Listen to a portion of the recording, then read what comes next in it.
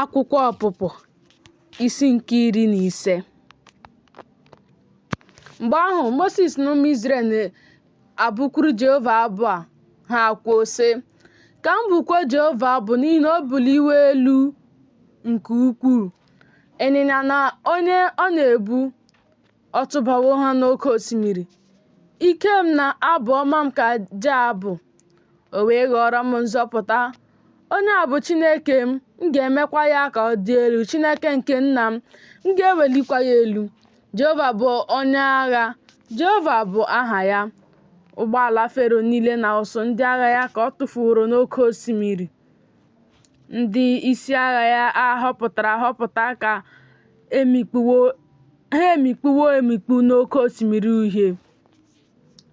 Ogbu mmiri na-ekpuchi ha, ha arịdawo na mmiri dị omimi dịka nkume. Jehova aka nri gị nke dị ebube n'ike, Jehova aka nri gị na-etipịa onye iro.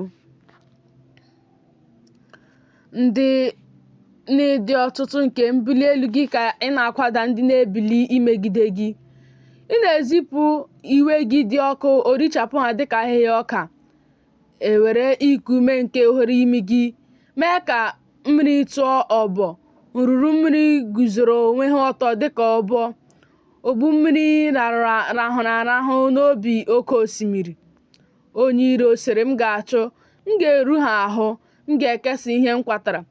Mkpụrụ obi m ga-ejupụta na ha, m ga-amịkpu mma agha m, aka m ga-anapụ ha ihe niile. I were ifufe gị fee, oké osimiri kpuchiri ha, ha mikpuru dịka ọpụ n'ime mmiri dị ebube. Onye dịka gị n'etiti chi niile, Jehova? Onye dịka gị dị ebube na ịdị nsọ? Onye a na-atụ egwu n'otito niile, na-eme ihe ebube dị iche iche. I setịrị aka nri gị, ala elo ha. N'ebere gị ka ị duworo ndị nke ị gbapụtaworo, n'ike gị ka ị duworo ha nwayọọ nye ebe obibi gị dị nsọ. Ndị ọzọ anụwo, ha ama jijiji. Ihe mgbu egbuwo ndị bi na Filistia. Mgbe ahụ ka obi lọrọ ndị isi Edọm mmiri. Ebulu nke Moab, ọma jijiji na-ejide ha. Ndị niile bi na Kenan agbazewo. Oke ụjọ na oke egwu na-adakwasị ha. N'ịdị ukwuu nke ogwe aka gị, ha nọ jụụ dịka nkume, ruo mgbe ndị gị ga-agabiga, Jehova, ruo mgbe ndị nke ị wetara ga-agabiga. Ị ga-eme ka ha bata, ị ga-akụkwa ha n'ugwu nke ihe nketa gị, bụ ọnọdụ guzosiri ike i meworo, ka ọ wee bụrụ ebe ị ga-ebi.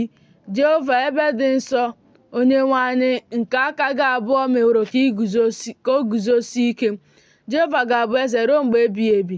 N'ihi na ịnyịnya niile nke Fero, ha na ụgbọala ya niile na ndị ịnyịnya ya bara n'ime oké osimiri. Jehova wee mee ka mmiri nke oké osimiri lọta n'ahụ ha. Ma ụmụ Izrel jere ije n'elu ala akọrọ n'etiti oké osimiri.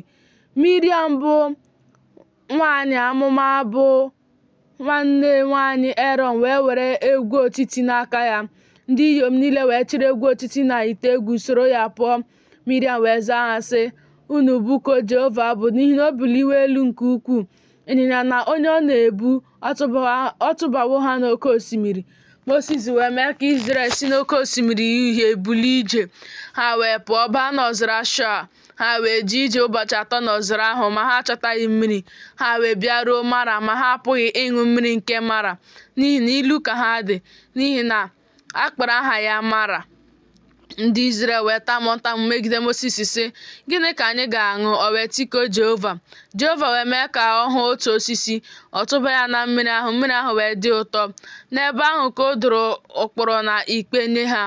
Ọ bụkwa n'ebe ahụ ka ọ nwara ha, sị, ọ bụrụ na ị gee ntị nke ọma n'olu Jehova bụ Chineke gị, ọ bụrụkwa na ị mee ihe nke ziri ezi n'anya ya, ọ bụrụkwa na ị ṅaa ntị n'ihe o nyere n'iwu, ọ bụrụkwa na ị debe ụkpụrụ ya niile, ọ dịghị ọrịa ọbụla nke m tinyere n'ahụ ndị Ijipt m ga-etinye n'ahụ gị, n'ihi na mụ onwe m bụ Jehova nke na-eme ka ahụ dị gị mma.